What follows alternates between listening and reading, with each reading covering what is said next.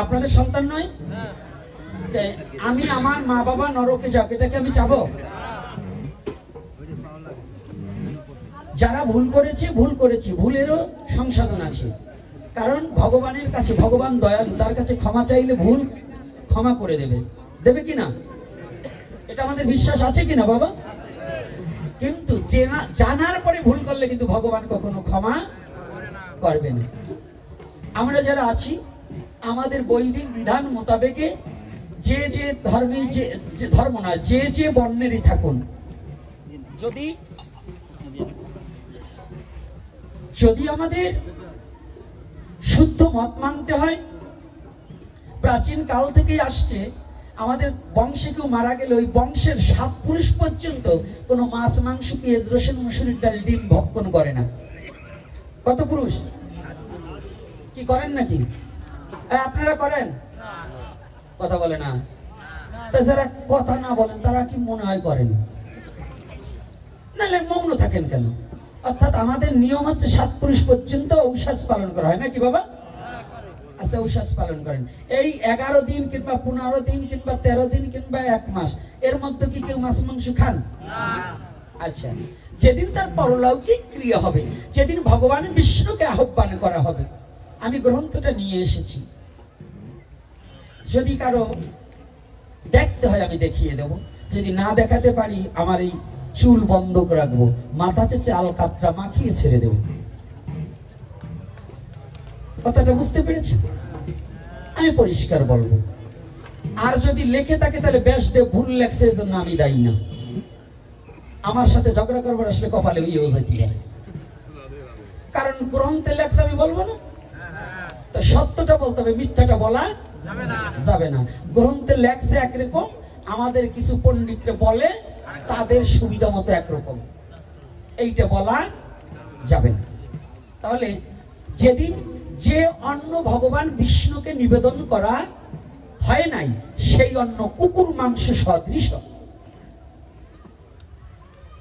যে অন্ন ভগবান বিষ্ণুকে নিবেদন করা হয়নি, সেই অন্ন কুকুর মাংস সদৃশ।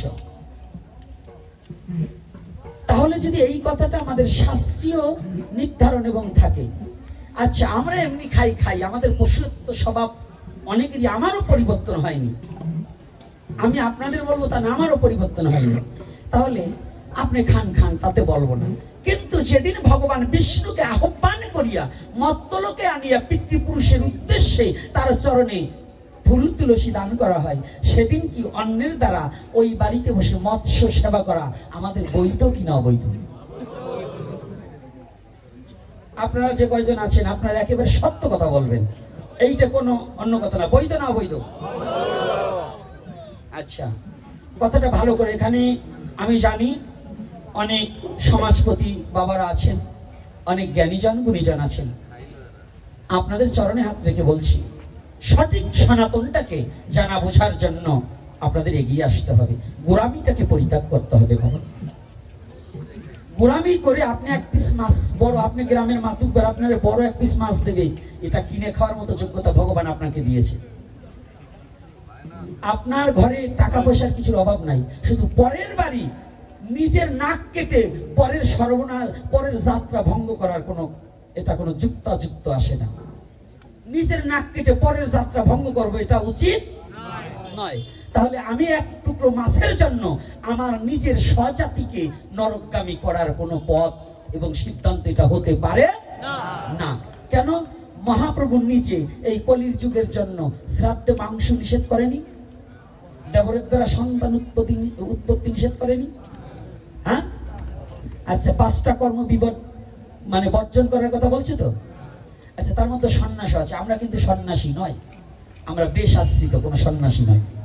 এই কলির যুগে কেউ কোনো সন্ন্যাসী নেই, আমরা বেশ আশ্রিত।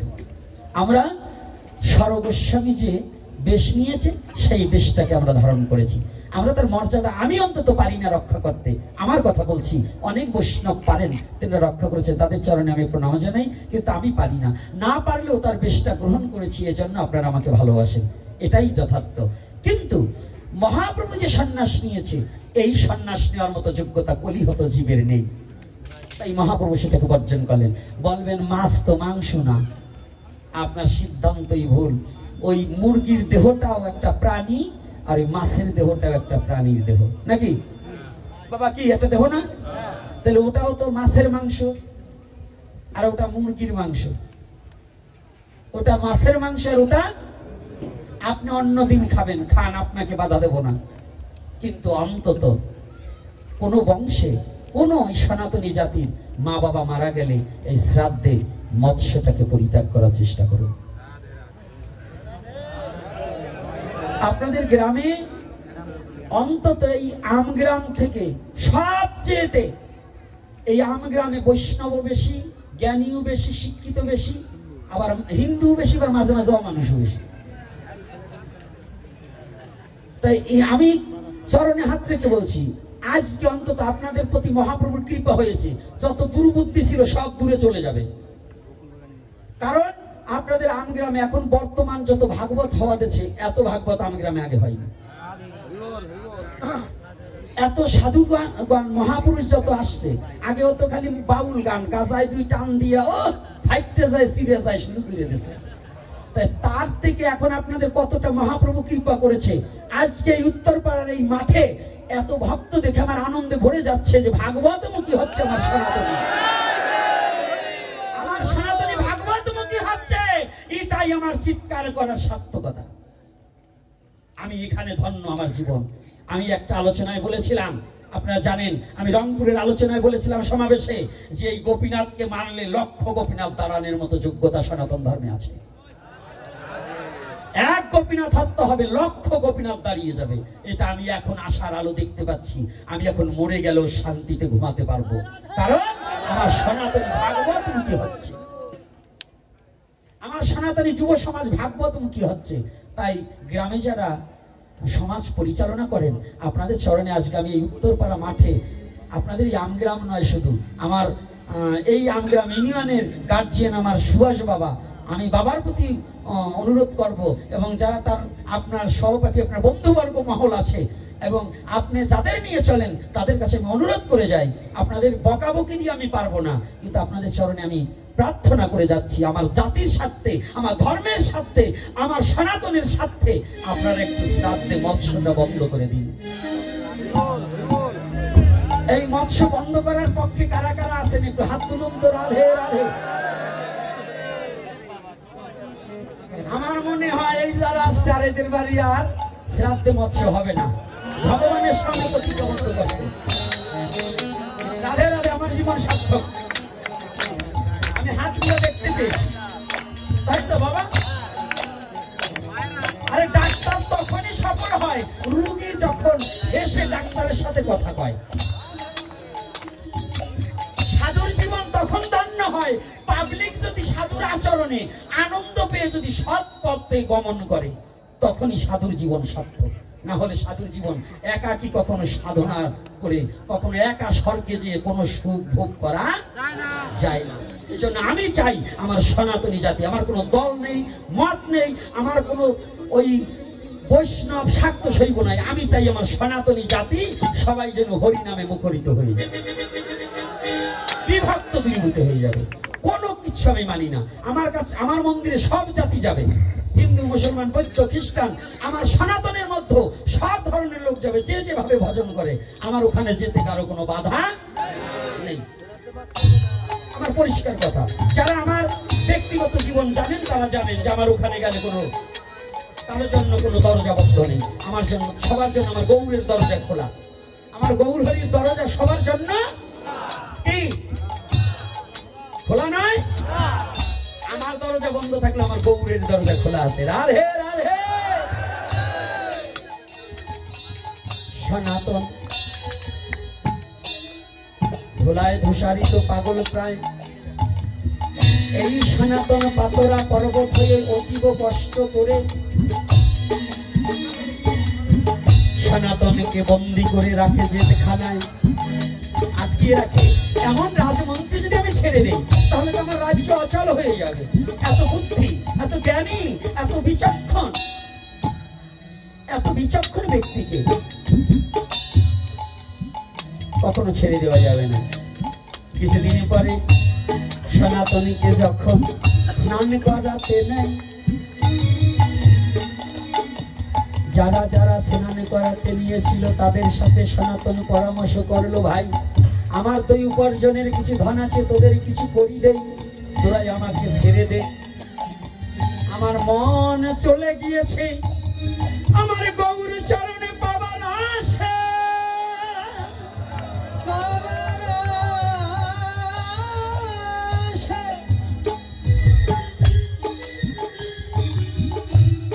আমার গৌরের চরণটা পাবার আশা আমার মন ছুটে চলেছে।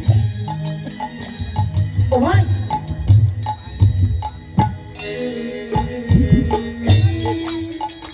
আমাকে ছেড়ে দে। টাকার লোক তো, শাকার ঝনঝনি, এই নাকি টাকার ঝনঝনি শাকার কনকনি, এই দুটোকে এড়ানো বড় কষ্ট গো। এখন তো মেয়ে ছেলেরা চুরি করতে চায় না, তাই না? আজকাল মায়েরা তো শাখাই নিবার চায় না। অনেক মায়েদের দেখছি এমনি গলা পরে শাখা খুলে দেয়। তার ভিতরে বাংলার তো ভারতবর্ষে বেশি, তাই না? শাখা পড়তে চায় না। আর আজকাল মেয়েরা সিঁদুরও পড়তে চায় না। সেদিনকে একজন আমারে ভূগোল পড়ায়, আইসে টিপ পড়তে বলছে, মা টিপ পড়ছো কা মা, ভালো লাগছে না।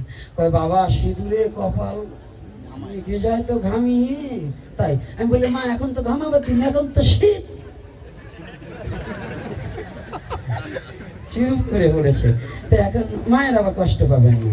তো বুঝেন তো আজকাল কাকে কি বলবো, টাকার ঝনঝনি আর আজকাল সাধু সাধনাও শেষ করে দেয় টাকার জন্য। রাধে রাধে। সাধুরা এই যে সহিসে গিয়ে এইবার সংগ্রামে গিয়ে, অর্থাৎ এই জাতির জন্য লড়াই করতে গিয়ে, এই জাতির জন্য মাঠে নেমে এইবার সাধু চিনিছি এবং গাইরস্থ ভালো করে চিনছি। মালকিটা কেমন বহুত দেখছি, দাড়িওয়ালা, চুলালা, জটালা, বোম বাবা, ভোলে বাবা, ওঙ্কার সবই দেখছি। বলবো না, বলবো না। যদি কোনোদিন সুযোগ আসে সেদিন গৌরহরি কৃপা করলে একটু বলে দেব, কারণ এখন বলবো না, কারণ সুযোগ এখনো আসেনি। সুযোগের অপেক্ষায় রইলাম। তাই দেখুন, এই জন্য বলছে নারী, এই নারী জাতিকে শ্রদ্ধা করে কামভাবাপন্নে আসক্তি না হয়ে আর টাকার প্রতি লোভী না হয়ে যদি তুমি তোমার দেহটাকে শুধু জীব স্বার্থে বহু রূপে সন্মুখে তোমার তাহা ছাড়ি কোথা খুঁজিছে ঈশ্বর, জীবে প্রেম করে যেই জন সেই জন সেই যে ঈশ্বর। যদি এই ভাবনা নিয়ে তোমার ভজনটা হয় তাহলে ঈশ্বরের দেখা পাবেন, জানিবেন নিশ্চয়। আজকে কি করেছে সনাতন, যখন টাকার লোভ দিচ্ছে ওরা পড়ে গেছে। এখন একজনের সুর একটু নরম হয়েছে। আচ্ছা মন্ত্রী মশাই, আপনাকে তো ছেড়ে দিলাম, কয়দিন পরে যখন আমাদের হোসেন শাহ জানবে তখন তো আমাদের গরদান দিয়ে দেবে। বলছে ভাই আমাকে ছেড়ে দে, তোরা গিয়ে হোসেন শাহকে বলবি যে আমাদের হাত থেকে সনাতনের শক্তি তো কম নেই, লাফিয়ে ওই গঙ্গায় যখন পড়েছে সেই শিকলে আবদ্ধ ওই অবস্থায় গঙ্গায় তলিয়ে গিয়ে মারা গেছে। আমি চলে যাবো, আর কোনোদিন দেশে ফিরে আসবো না। কি হয়েছে? আমরা চলে যাবো, আমি চলে যাবো, আর কোনোদিন ফিরে আসবো না। যখনই বলেছে না, টাকার দেখাচ্ছে সনাতন টাকা, মানে জ্ঞানী লোক তো জানে টাকায় কাজ। রাধে রাধে। টাকায় কাজ হবে না, তবে অর্থ অনর্থের মূল, আর অর্থ পরমার্থ। অর্থ যদি আপনার পরিশ্রমের পয়সাটা যদি অন্যায় কাজে ব্যবহৃত হয়, নেশায় যায়, অখাদ্য খাবার জন্য যায়, ড্যান্স দেওয়ার জন্য এটাকে ব্যয় করেন, সেইটা আপনার কি হয়? অনর্থ হয়। আর যদি আপনার উপার্জনের অর্থটা যদি কোনো সাধুগুরু বৈষ্ণবের সেবায়, যদি কোনো জাতি বিপদে পড়েছে, যদি কোনো কন্যাদায়গ্রস্ত পিতা আপনার কাছে হাত পাতে, তাকে যদি সহযোগিতা করতে পারেন, একটা ছেলে সুশিক্ষিত হতে পারছে না, আপনি কিছু অর্থ দান করলে সে শিক্ষিত হতে পারবে। আপনার দুটো অর্থের জন্য একজন ভাত পাচ্ছে না, তাকে যদি দুটো ভাত দিতে পারেন, একজন বস্ত্র পাচ্ছে না, তাকে যদি একখানা বস্ত্র দিতে পারেন, এটা আপনার এই অর্থই পরমার্থ হয়ে দাঁড়িয়ে যাবে বিশ্ব চরাচর। খালি সাধুদের দিলে হবে না। আপনারা তো ভাবেন আমাদের মতো তিলক পরা সাধুদের দিলেই বুঝি স্বর্গে চলে যাবে। কি চেয়ারম্যান বাবা, কি বাবা এটা ভাবে না? এই যে আমার এই একই কথা আসি যায় না, আসলে বলতে পারি। আমার ছোট বোনটার বাড়ি নগরকান্দার ভিতরে, গতকাল ফোন দিয়েছে, সর্দা তাই আমি বলছি কেমন আছিস, পেস্ট উঠছে নাকি? পেস্ট তো উঠছে, বিপদে পড়ে গেছি। কেন? এই যে জ্বালাই খাচ্ছে বাইদিরা পর্যন্ত আসছে বালতি নিয়ে, দেওয়াদের ইশায় না ওই পেস্ট ঘুরে হইতেছি, তাতে বালতি করে নিয়ে হাঁটা দেয়। আর যত সাধু সাধু বিষ্ণু সাধুরা যায়নি, ওই যত অমুকের আসছে অমুক জায়গা অমুক অনুষ্ঠান, আর ভিখারি এই সারা 7-8 মাসে যা না আসছে, এই 1 মাসে তার চেয়ে ডাবল আসছে। কথাটা বুঝছেন? মানে ওই অঞ্চলের ফসল দুটো পেঁয়াজ, আর আপনাদের অঞ্চলের ফসল হচ্ছে ধান। দেখবেন খালি এই যে ফুল বানাচ্ছে, সাধুরেও ফুল বানাচ্ছে। হ্যাঁ বলেন, এই ধান ফলে আর ওরাও ফলে। বস্তা দেখবেন আপনার ঘরে কাগজে মানুষ আর পায়খানি কিনছেন, অগ ঘরে দেখেন বস্তা ভরা সারা। কোন জায়গা পোল্ট্রি ফিডের বস্তা আছে ওইটি হাঁকে কেনে কিনা বাবা রায়, সত্যি কথা বলবে। একজন সাধারণ গাইরস্থ, ও সার দিয়ে ওষুধ দিয়ে কৃষক দিয়ে চাষ করে জানা পাইছে, সাধুকে ঘরে দেখবেন তার চেয়ে বেশি দান আছে। পাই কিনা বলুন? কথা বলে না। আপনারা তার ভিক্ষা করেন না, আপনারা দেন। এখন কাউরে পাবেন না, দেখবেন ওই সময় আর অভাব থাকবে না। একদিনে 36 জন পাবেন। দয়া করে আসবেন, একটু ধান উঠলে বেশি করে দেবে না, দেবেন না? কারণ ওই লোকটা তো ছাড়তে পারি না। সাধু সেবা ভালো, কিন্তু যে সাধু বস্তা ভরে ধান নিয়ে বিল্ডিং করে নিজের ছেলের জমি রেখে দেয়, সুদে টাকা লাগায়, ওই সালারে দেবেন না। মনে থাকবে না তো? চেয়ারম্যান বাবা, আমার সুভাষ বাবা, মনে থাকবে না তো? রাধে রাধে। আমি চিন্তা করবো না, আর 2 দিন পরে ওরা দল বাইন্দে ওরা আমারে না পিঠে। তবে আমি ভয় পাই না। আপনারা আমার সাথে আছেন না? আছেন তো? মা একেবারে আমি ছাড়া আপনার কষ্ট কেউ বুঝবে না। দেখেন আপনারা কত কষ্ট করে ধান উড়ান, কি রোদ্রের মধ্যে ধান সারেন, এই সাধুরে নেবে, এই কি সহ্য বাবা? আবার কিছু এই জাত কিপটে আছে, ধানের কাড়ি দিয়ে কয় আমার এই বাড়ি নেই, আমাকে বাড়ি ওই জায়গায়।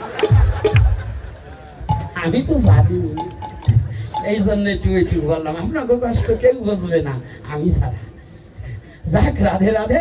মানে একটু আনন্দ দিতে হয়। সবাই তো খালি হরি কথা শুনবার আসে না, আসে বাবা? হ্যাঁ, নবরসের গৌর আমার উদয় নদী আয়। নব মানে নূতন, নব মানে নয়। এজন্য খালি এক সাইডে হরি কথা বললে হবে না, আনন্দের কথা বলতে হবে। যে আনন্দ পেতে পেতে যুবক শ্রেণীর ছেলে মেয়ে এই হরি পথের দিকে ছুটে আসবে, এই আনন্দের কথা শুনতে শুনতে একদিন হরি কথা ওদের হৃদয়ে গেলে ওরাও একদিন ভক্ত হয়ে হরি গুণগান গাইবে, জানিবে। এই জন্য আনন্দ দান করার কথাও বলতে। রোগী যখন, বাচ্চা যখন রোগী হয়, মা নিয়ে যায় ডাক্তারখানায়, ডাক্তার মশাই ট্যাবলেট দিয়ে দেয়। ছেলে তো খেতে চায় না, তিতে ঔষধ মনে মানে না, না খাইলেও তো ছেলে বাঁচবে না। মা কৌশল করে কি করে, একটা বাটি ধরে স্তনের পরে, মা স্তনটা টিভি দিয়ে 2 ফুটা দুধ দেয় বাটির ভিতরে, ঔষধটা টপ করে দেয়। ছেলেরে বলছে, খোকা দেখ, ও দুধ দিচ্ছি, খা। মা দিচ্ছে দুধ, মা কি দিচ্ছে? ঔষধ। ছেলে দেখছে কি? দুধ। খেলে পরেই অসুখ সেরে যাবে। রাধে রাধে। তাই আপনি আনন্দের জন্য যদি হরি নামে আসেন, ভাগবতীয় কথায় আসেন, এইভাবে এক সপ্তাহ যদি কেউ হরি কথায় আনন্দে আনন্দেও আসে, একদিন না একদিন তার মধ্যে হরি প্রেম জাগ্রত হবেই হবে।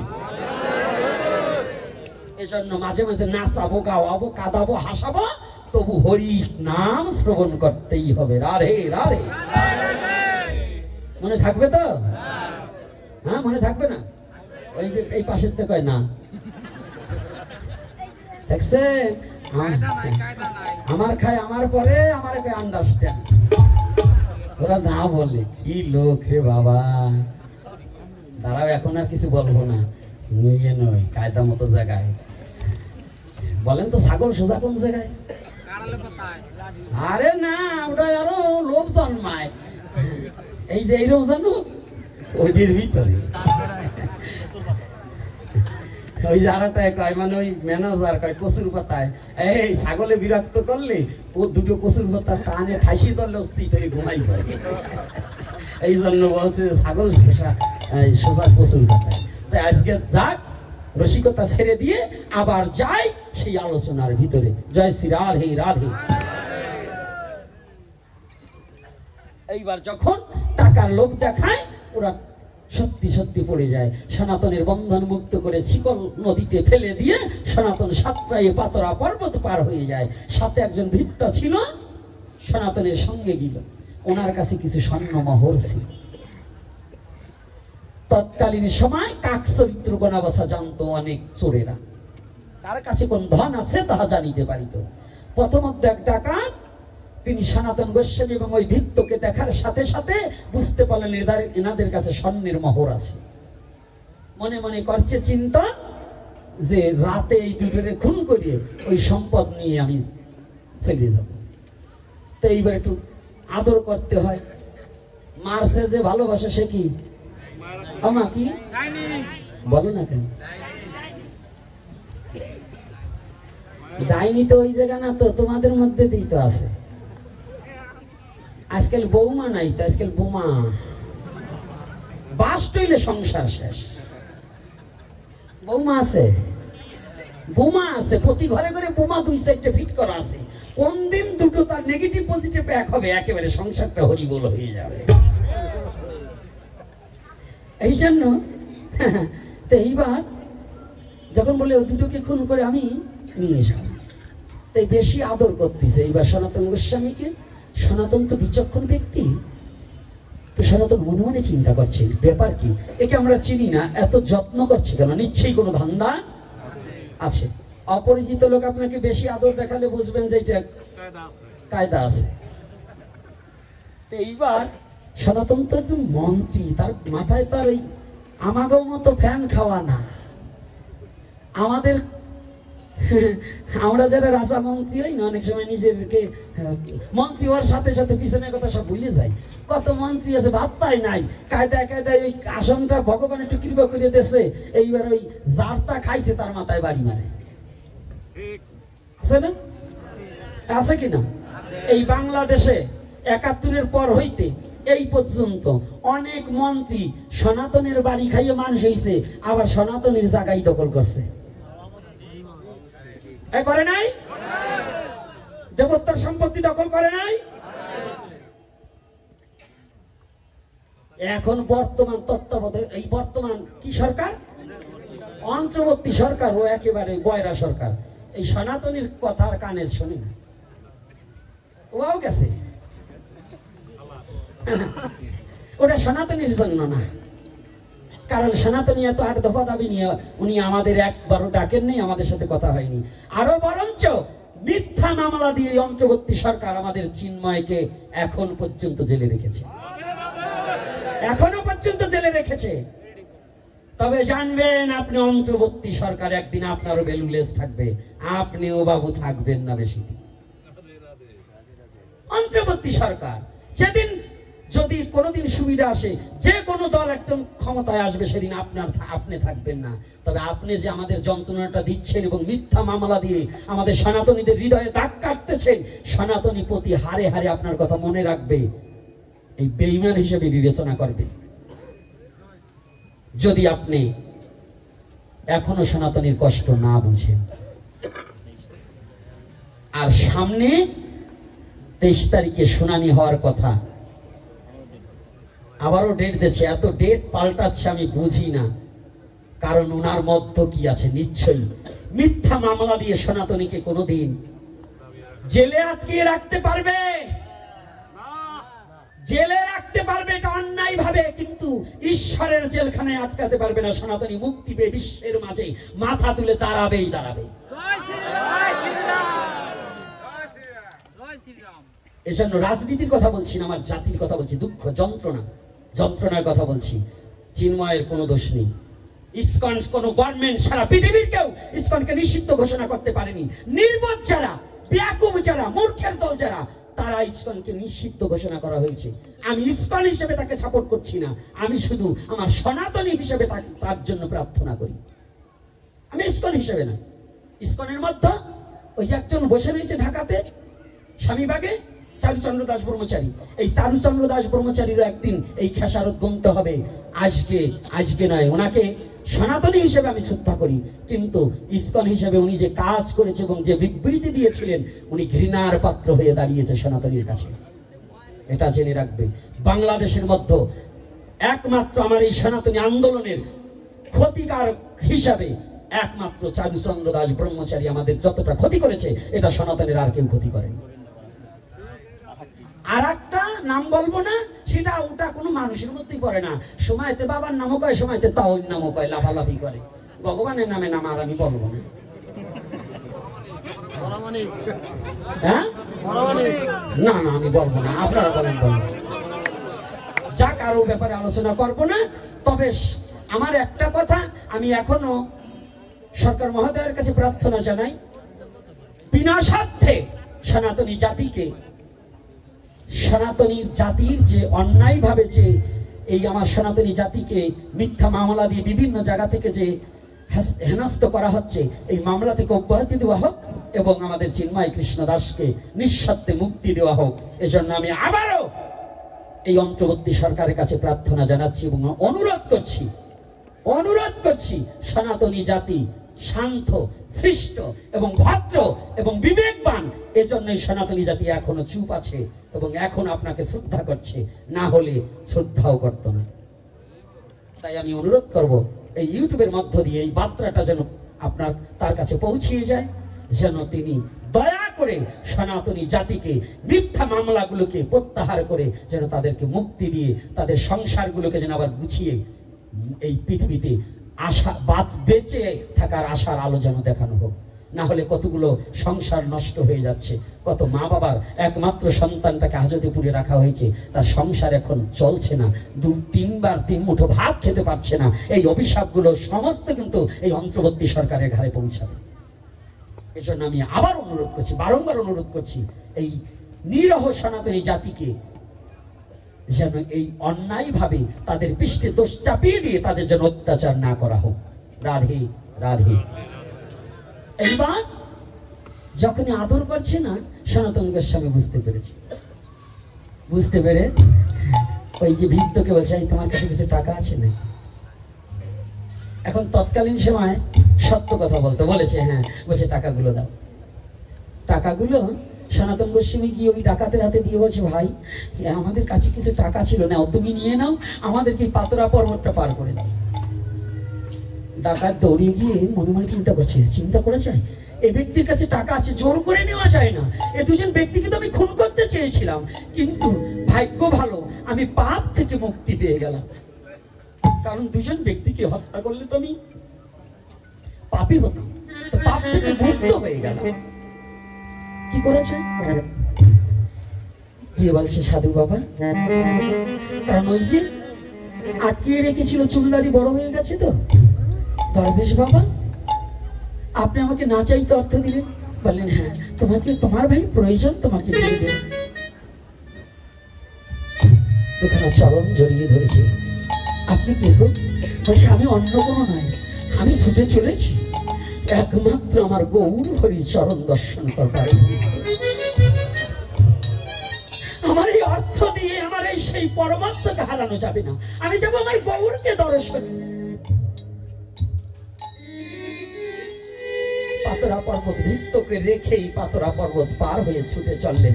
চন্দ্রশেখরের লোকমুখে শুনলেন আরো অনেক লীলা রয়ে গেলেন। ভোট কম্বল সনাতনের গায়ে দিলেন তারা গ্রাম্য পরিবেশের ভগ্নিপতি। এই লীলা বলতে গেলে আরো শাখা প্রশাখা বেড়ে যায়, এজন্য একটু কাট ছাড় দিয়ে মেন কথাগুলোকে বুঝাইবার নিমিত্তে কথাগুলো বলছি। চন্দ্রশেখরের ঘরে মহাপ্রভু হরিনাম সংকীর্তনে বসে আছে, বসে বসে হরি কথা বলছি। এদিকে সনাতন পাগলের মতো বড় দাড়ি, বড় চুল,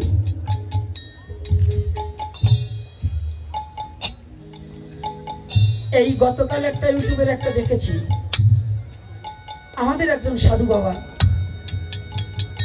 সে বলছে এই চুল দাড়ি রাখা নাকি বৈধতা নাই।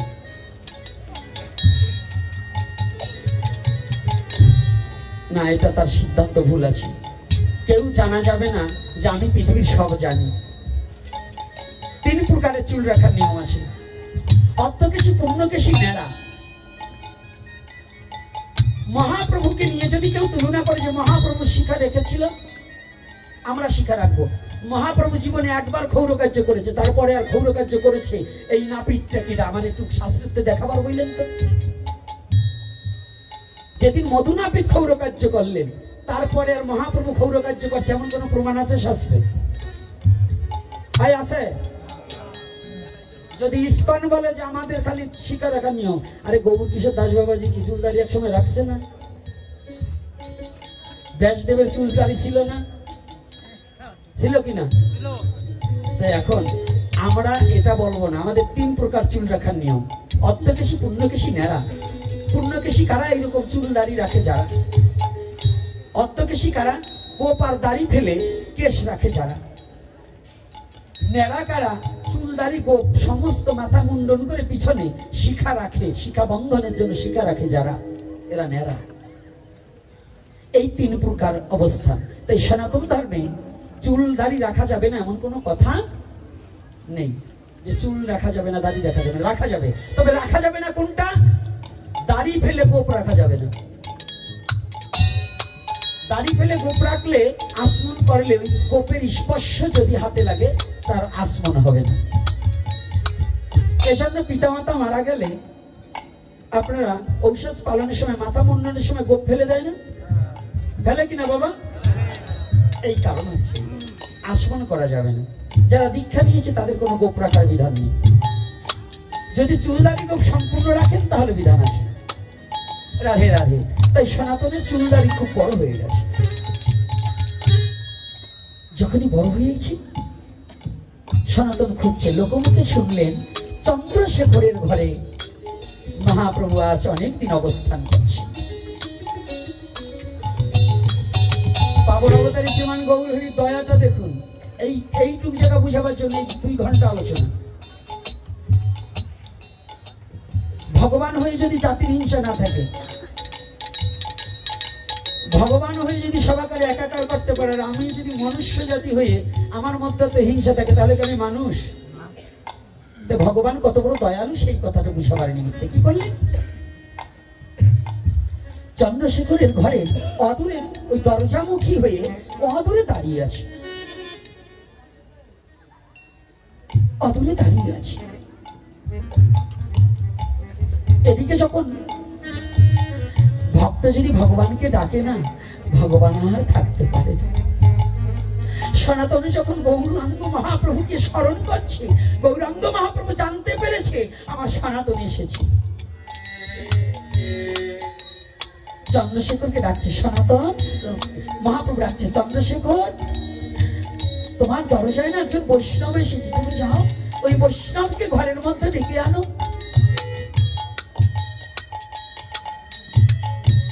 এই বৈষ্ণবকে ডেকে আনো। চন্দ্রশেখর তো উড়িয়ে গিয়েছে। ঘরের দরজাটা খুলে দেখতে পায় দূরে একজন দরবেশ দাঁড়িয়ে আছে, কিন্তু কোনো বৈষ্ণব নয়।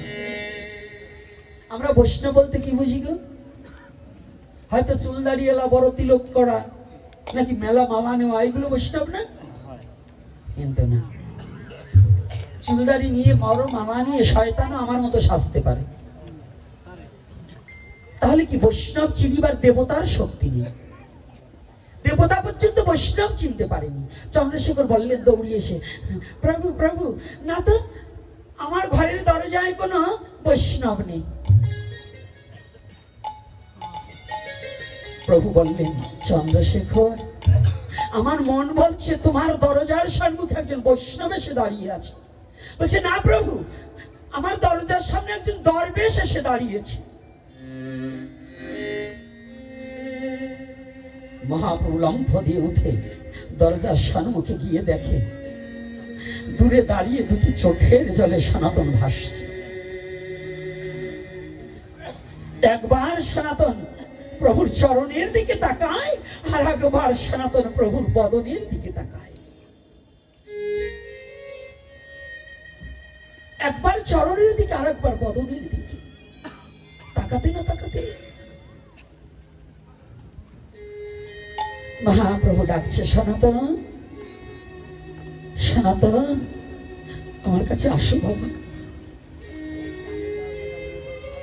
সনাতন দূরে দাঁড়িয়ে আছে, প্রভু ঘর থেকে বাইরে ছুটে গিয়েছে।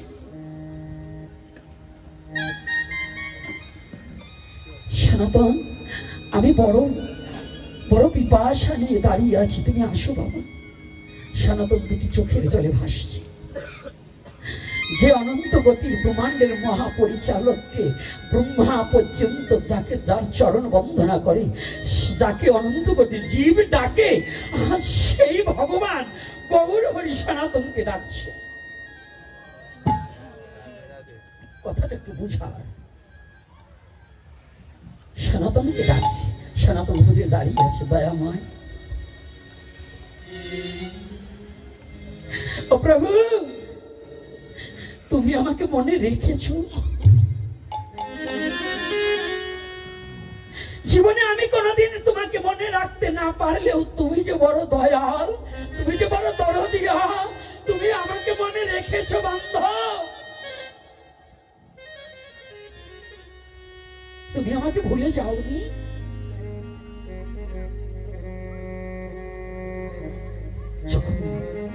এটা বলে শুধু মনে মনে স্মরণ করছে, দুটি চোখের জলে ভাসছি। প্রভু আরো কাছে গেছে। প্রভু যত কাছে যায় সনাতন তত পিছনে চলে যায়। প্রভু ধরতে যায়, সনাতন পিছনে চলে যায়। না না প্রভু, আমাকে তুমি ছেড়ো না। আমি অস্পৃশ্য, আমি অপবিত্র। আমার কি যোগ্যতা আছে তুমি আমাকে স্পর্শ করে তোমার চরণে আমাকে ঠাই দিবে? বুঝতে পেরেছেন? আমার কি যোগ্যতা আছে, আমার কি সাধনা আছে যে আমি তোমার চরণ পাবো, তোমার কাছে আমি থাকতে পারবো, তোমাকে আমি স্পর্শ করতে পারবো? এই জগতে আমার কি যোগ্যতা আছে? কোন যোগ্যতা নেই।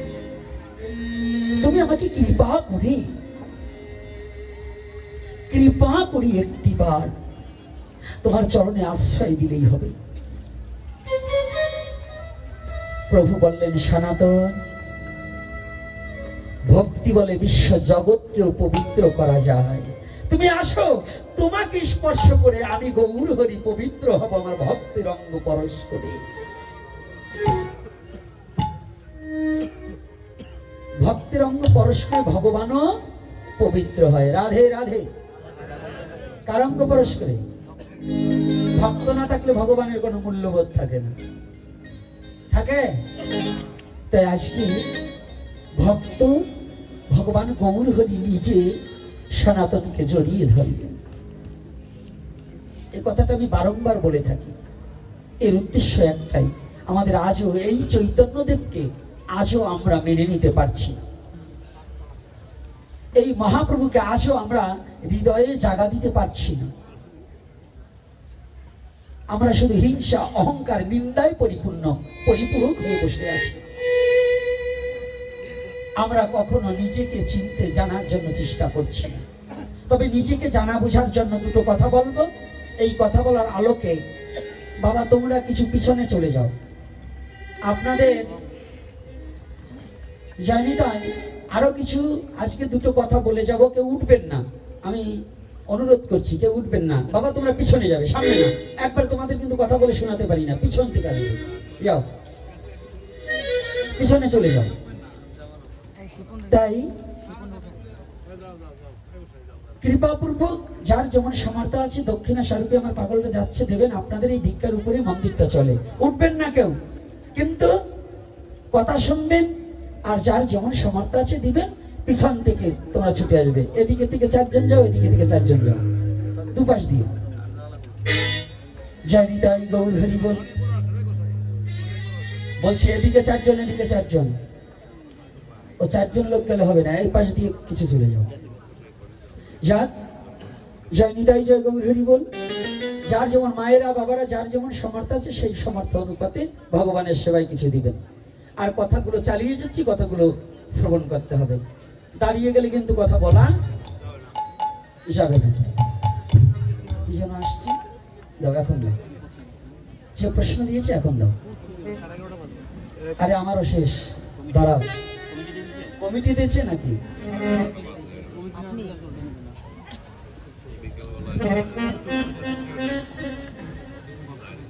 না, ভালো একটা কথা লিখেছে একটু।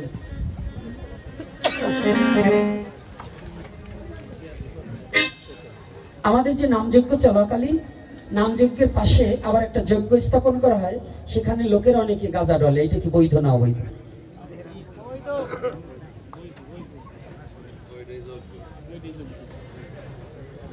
এটা সম্পূর্ণ অবৈধ।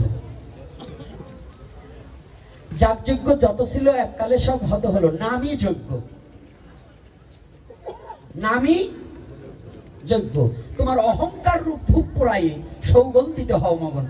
মহাপ্রভু এই সিদ্ধি খাওয়ার যজ্ঞ জ্বালাবার কোনো অনুমতি সিদ্ধান্ত দেয়নি, দিয়েছে বৈষ্ণবীয় ধারা মোতাবেকে মহাজন সিদ্ধান্তবাদ ঘরের ভিতরে একটা জাগ প্রদীপ জ্বালাতে হয়, কিন্তু বাইরে বসে সিদ্ধি খেতে হবে। সিদ্ধি সেই ব্যক্তি খাবে যিনি এখানে বসে ঢাকা কি হইতেছে যে দেখতে পারে, জানতে পারে। যার বউ মরে না খাইয়ে ছেলের লেখাপড়ার টাকা জোটে না, চোরার বেটা চোরা বিয়ে করে বউ থেকে যে সিদ্ধি টলে আর খায়, ওটারে পিঠে দিয়ে হয়। রাগ করছেন নাকি? আপনাদের এই আমগ্রামে একজনের সিদ্ধিকর নাই, তুই একটা গাঁজাখোর থাকতে পারে। হ্যাঁ বাবা, যুবক বাবার আছে নাকি? না, ওরা সিদ্ধি ওখানে, গাঁজা ওখানে, ওরা বাবা খায়। বাবা তো থাকতে যাক, চরণ ধরে করিমানা নেশা খাওয়া কোন ধর্মেই ভালো না। যে যত নেশা থেকে মুক্ত হয়ে নেশায় পড়ো, প্রেমে পড়ো, দয়া করে ভাবে পড়ো, সেটা আমার গোবিন্দের প্রেমে ভাবে পড়ো, হরি নামের নেশায় ডুবে যাও। যদি ওই নেশায় ডুবতে পারো তবে হলে কিছু হতে পারে, তবে ভক্তি সঞ্চারিতে পারে। আর যদি নামের নেশায় না ডুবে, হরি নাম বলো রে একবার, ও নিশা ছুটবে না কয়ার। হরি নাম বলো রে একবার, নেশা ছুটবে না যে। হরি বল বলো রে একবার, নেশা ছুটবে না কয়ার। ওরে নাম অমৃত পান করিলে ও হারে পাবি পাবি কৃপা তার। হরি বল বলো রে একবার, নেশা ছুটবে না কয়ার। হরি বলো রে একবার, নেশা ছুটবে না কয়ার। হরি বলো রে একবার, নেশা ছুটবে না কয়ার। নাম অমৃত পান করিলে ও হারে পাবি পাবি কৃপা তার। হরি বল বলো রে একবার, নেশা ছুটবে না কয়ার। হরি বলো বলো রে একবার, নেশা ছুটবে না কয়ার। এই যে নামে নিশা, এই নিশা, এই হরি নামে যে জন একবার নিশা করে, সকল নিশা তুচ্ছ হয়ে এক নামামৃত নিশায় যার মন প্রাণ ডুবেছে।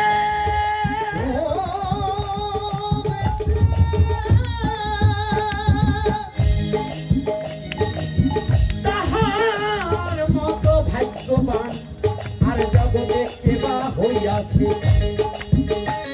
তাই নেশা কিন্তু সব ধর্মে অবৈধ বলে করেছে বর্ণনা। নেশা খেয়ে মাতলামি করে কোনো ধর্ম তো হয় না।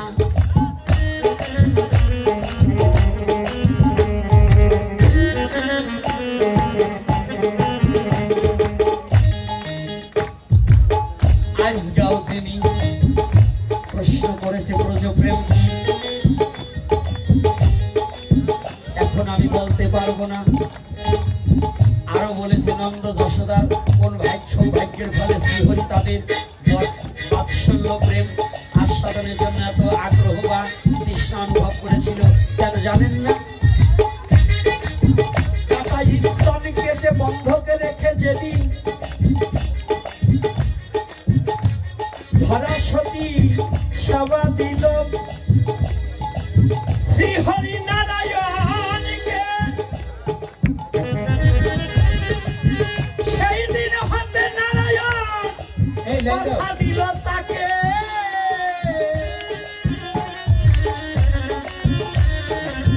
কি কথা দিয়েছে না বাবা? তাহলে কি কিছু দিলে কিছু পাওয়া যায়? ভক্তের ঋণ ভগবান শোধ করিতে আইসে এ ধরায়। তাই ধরা ভাজার মতো ধরেছিল, ভজনের মতো ধরেছিল, ধরার মতো ধরেছিল, ধরেছিল, স্তন কেটে সেবা দিল, ধরার মতো ধরেছিল,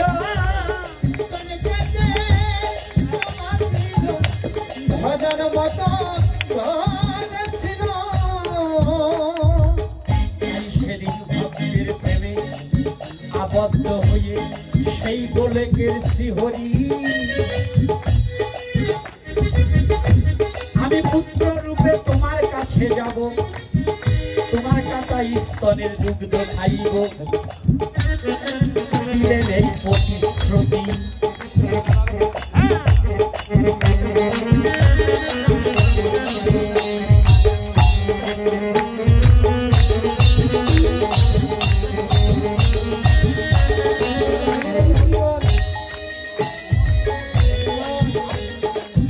আর একটা চমৎকার কথা আমার যে বাবা লিখে দিয়েছেন, কৃষ্ণের কাছে সব আছে তাই ভক্তি নাই কেন? বাবা প্রধানমন্ত্রীর ইচ্ছায় যেমন একজন পিয়ন চাকরি করে, প্রধানমন্ত্রীর চিঠি হলেও ওই পিয়নের সিল ছাড়া যায় না প্রধানমন্ত্রীর ধারে।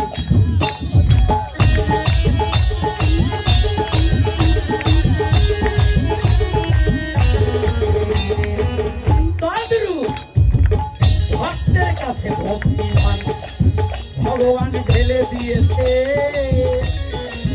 প্রেম ধান ভগবানের কাছে রেখেছে। প্রেম ধান পেতে হলে ভক্তির প্রয়োজন, তাই ভক্ত সঙ্গে না হইলে ভক্তি পাবে না কখন।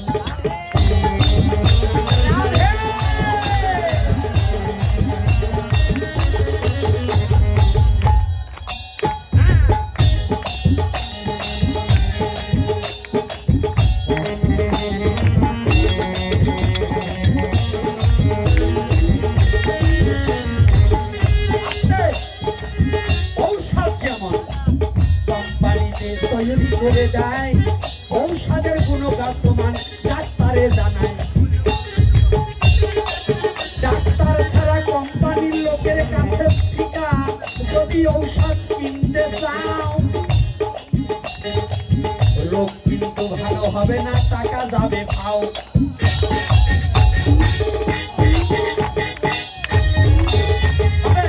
রোগ ভালো হবে এই কোম্পানির লোকের কাছে ঔষধ কিনলে রোগ ভালো হবে, তাহলে কার কাছে? ডাক্তারের প্রয়োজন আছে। তদ্রূপ ভগবানকে পেতে হলে ভক্তির দরকার আছে। এই ভক্তি ধন আছে কিন্তু ভক্তের নিকটে। ভক্ত ছাড়া ভগবানকে চাইতে গেলে পরিবেশ সংকটে।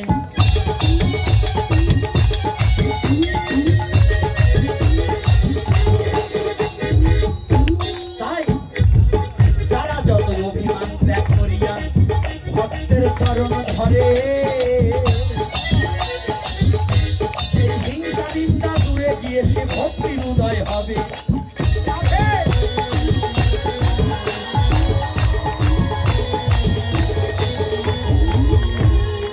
এই কারণে ভগবান তার কাছে ভক্তি ধান রাখে না, ভক্তি ধন রাখে ভক্তের কাছে, ভগবান থাকবে না কোনোদিন।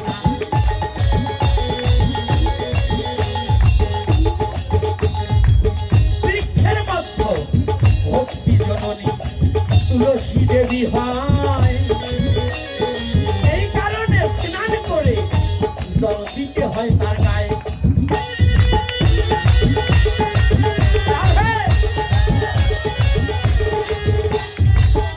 কি মিথ্যা বলছি নাকি? সুর ছন্দে তালে তালে প্রশ্নের উত্তর হবে যদি কিন্তু ভক্তগণ এই ধৈর্য ধরে বসে থাকে।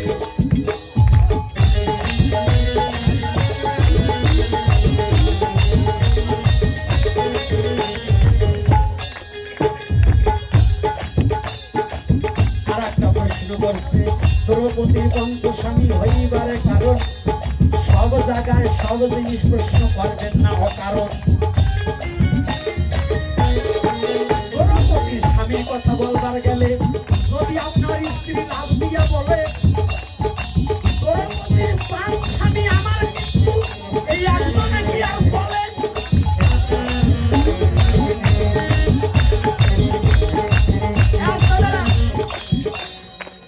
দাদা টাইম হয়ে গেছে। পণ্ডিত বলছে দাদা এটা আমগ্রাম, অন্য কোনো গ্রাম না, না বললে ছাড়বো না। সাধুর গ্রাম আমগ্রাম, এই মাদারীপুরের মধ্যে যদি সাধুর গ্রাম থাকে তো আমগ্রাম। এই আমগ্রামে অর্থাৎ দ্রৌপদী পঞ্চস্বামী কেন এই কথা এমনি সময় আমার মন্দিরে যাবেন বুঝিয়ে দেবো, আসরে নয়। কারণ এই জায়গায় দাঁত জ্বালাইনি ফুলাফানো আছে, অজ্বালাইনি ফুলাফানো আছে। তো এই মহিলারাও যারা 2-4টা আছে, কেউ জ্ঞানী আছে, ভজনশীলা আছে, কেউ দুর্বুদ্ধি দুরাচারও আছে, আছে না বাবা? যদি প্রশ্ন করে দ্রৌপদীর 5 স্বামী ছিল, আমারও 5টা দরকার, দেবেন নাকি? এই জন্য তাদের জন্ম তাদের কর্ম এটা টানবেন না, আপনার কি করা প্রয়োজন এইটা করবেন। সনাতন ধর্মে আছে নিজের স্বামীর চিন্তা ব্যতিরিকে অন্য পর পুরুষের রূপের বর্ণনা করলেও সে পতিতা হয়, এইটা জানুন। এমনি ট্যাকেল দিয়ে রাখা যায় না, মেয়ে ছেলে 3টের মা তাও আর একজনে আটকে ধরে চলে যায়। আবার যদি ইয়ে বলেন তো কায়দা আরো কি হয় বোঝেন না। এই জন্য সব প্রশ্ন সব জায়গায় করা যাবে না। দেশ কাল পাত্র এইটা বিবেচনা করে আমার কাছে প্রশ্ন করবেন। ওই অমুকের বাবার নাম কি, অমুকের জন্ম কিভাবে হলো, এই আমার কাছে বলছেন তো মরছেন, নাইলে আপনার বাবার নামও বলতে হবে। যদি বলেন আমার বাবার নাম অমুক, আমার বিশ্বাস হয় না, কারণ আপনার মা তো মিথ্যাও বলতে পারে ভয়তে। আমার বাবার নাম কে জানে? আমার মা। আমার বা যারে বলছে যে ওইটা তোর বাবা, তার আমি বাবা বলি। কি কথা বলেন না কেন? তাহলে আসল এই জন্য লালন সাইজি বলছে কি জানেন? নিগুম বিচারে সত্য তাই গেলা জানা, ভাবে তাই গেলা জানা, আয়েরে ভরিলে পাবি ও পাবি বাবার ঠিকানা।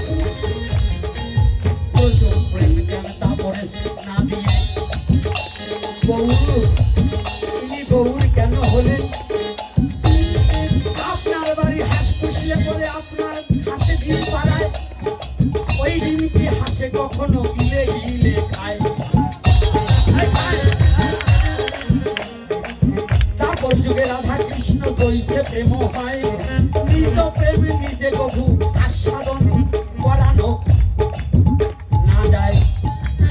এই কারণে ভগবান থেকে ভগবান ভক্ত হয়ে ভগবান গৌর হয়ে আসিলেন ধরায়, সেই দাপরের প্রেম এইবার সবাকারে বিলায়। রাধে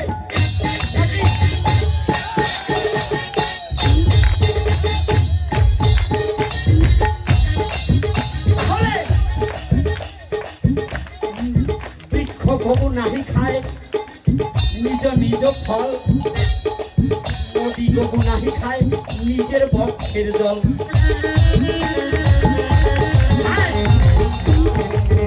বৃক্ষ কি তার নিজের ফল খায়?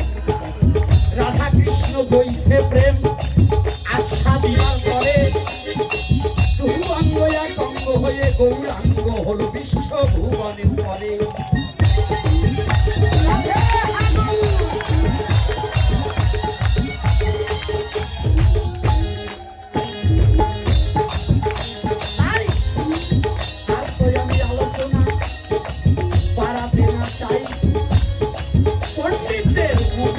মতো হইয়া যায়।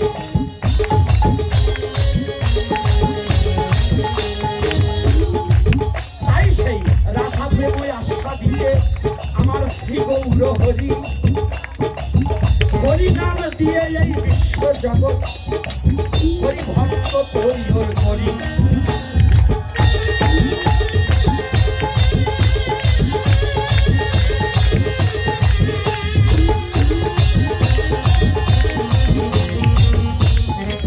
তাই আমার গৌর হরি আজ সনাতনের সাথে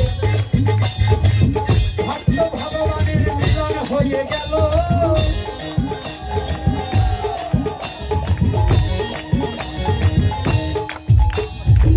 প্রেমানন্দে ভক্তগণ একবার হরি হরি বল।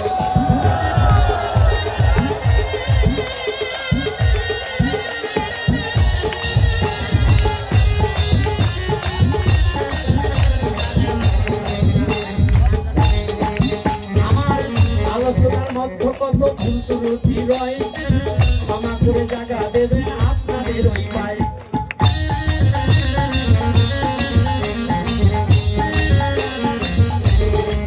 যাদের অক্লান্ত পরিশ্রমে আজ হরি কথা হয়, তাদের যেন রক্ষা করে হরি দয়াময়। আমার হরি দয়াময়, আমার হরি দয়াময়। কোথায় আছেন সভাপতি বাবু, একটু এইখানে আসিবেন, আপনার মনের কথা খুলিয়া বলবেন। ধৈর্য ধরে বসে থাকবেন কত ভক্তগণ, তারপরে একটা কিন্তু হইবে কীর্তন। তাই একটা মাউল ওইখানে দিয়া দিতে হয়, সভাপতি কি বলে একটু শুনিতে যে হয়। তাই আজকে আজকে যাদের অক্লান্ত পরিশ্রমে আছে মধুমুখা ভাগবতীয় কথা হয়েছে, তাদের জড়বুদ্ধি নাশ হয়ে যেন শুদ্ধ প্রেম ভক্তি জাগ্রত হয়।